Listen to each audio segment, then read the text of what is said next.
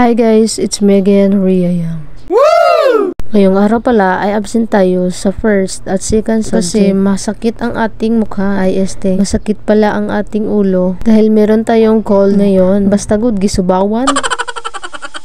Hindi ko alam yung Tagalog, basta cold sa English. Kahapon kasi ito nag-umpisa, pero itong sakit sa ulo ko ay kanina lang umaga nung pagbangon ko ay sumakit yung ulo ko. Tapos koneksyon sa mata ko. Kakain na sana ako ng umagahan. Pupunta sana ako sa eskwelahan. Kaso guys, napakasakit talaga. Kaya umabsent na lang ako. Nasa labas pala ako kasi ako yung pinabantay ni mama sa tindahan kasi may lakad sila mama at papa. At pinabantay ako saglit ng aking pamangkin kasi yung mama niya ay naliligo. Dito pala guys, nahulog yung pera ko, pero hindi niya maabot. Umikot na lang siya para dito kunin. Makikita ninyo guys, ay kinuha niya. Tsaka guys, kanina pala tong umaga na ganun. Pagkatapos niyang kunin yung pera, ay babalik na sana siya. Kaso, hindi niya alam kung paano lalabas. Suong na sana siya. Sabi ko, ay kamatamaan yung ulo niya sa kahoy. Tsaka sabi ko, dito siya dadaan. Nung nakalagpas niya siya, ay dali-dali siyang tumakbo. Papunta sa akin. At sabay, bigay sa pera. Pero sabi ko sa kanya, ay sa kanya na yan. Kaya yun, masaya ang bestie mo.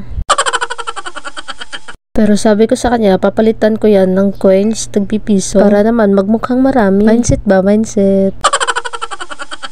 Sabi ko sa kanya, pakilagay naman ng cellphone ko. Kaya ayun, siya na lang nag-adjust, inurong niya yung upuan para malagay yung cellphone ko. Sabi ko sa kanya dito, ay hilutin niya ako. Pero joke ko lang sa kanya yun. Pero real talk guys, sobrang sakit talaga ng ulo ko dyan. Pero ngayon ay salamat kasi okay na ako. Ayaw ko sanang umabsent kasi nagsunod-sunod yung mga gawin namin sa school. Pero hindi talaga kaya guys. Katawan talaga yung puhunan. Lalo na kapag nag-aaral ka. Dito guys, ay kinausap ko siya. Nahilutin talaga ako. Kaso nahihiya siya. Kaya nag-smile na lang siya sa akin. Napaganyan yung nguso ko guys. Sa sobrang anghang rab na pinahid ko, dito ay hinanap ko pala yung gamot ko para mabawasan yung sakit ng ulo ko. Para naman hindi ako hatching ng hatching. Sabi ko pala sa kanya dito ay mag-high siya. At ayun, nag-high nga. At flinex pa yung pera na binigay ko. Hindi talaga maproblema yung kapatid ko na wala siyang customer. Kasi sa kanya pa lang ay ubos na yung tinda. Pero walang bayad-bayad.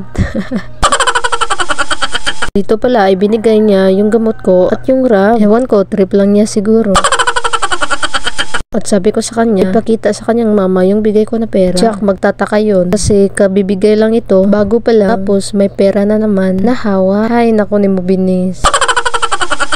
Kikita nyo naman guys, ay nasa gripo na siya. At pinakita nga sa mama niya. Yung nakapula pala guys, ay lola niya, which is yung mama ko. Pagkatapos niyang pinakita sa mama niya, bago siya bumalik sa akin, ay kinuha mo na yung pantali ng buhok. Tapos sabay takbo patungo sa akin. Kulit talaga nito ni Binis. Pero madaling utusan. Kapag hindi tinaytok. Alam nyo ba yung taytok guys? Taytok ay yung wala sa mood. So guys, hanggang dito na lang siguro yung video. Kasi papasok ako ngayon. See you sa next vlog. Bye-bye!